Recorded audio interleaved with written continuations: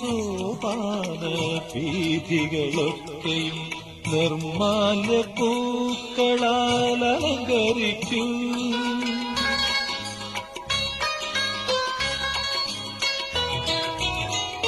നിന്റെ സോപാന വീഥികളൊക്കെയും നിർമ്മാല്യ പൂക്കളാൽ അലങ്കരിക്കൂ.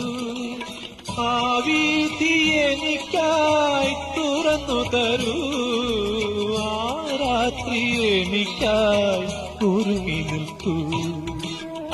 നിന്നെ മാറിൽ ഒതുക്കി നിർത്താൻ, നിന്നെ ആത്മാവിൻ താളമാക്കാൻ.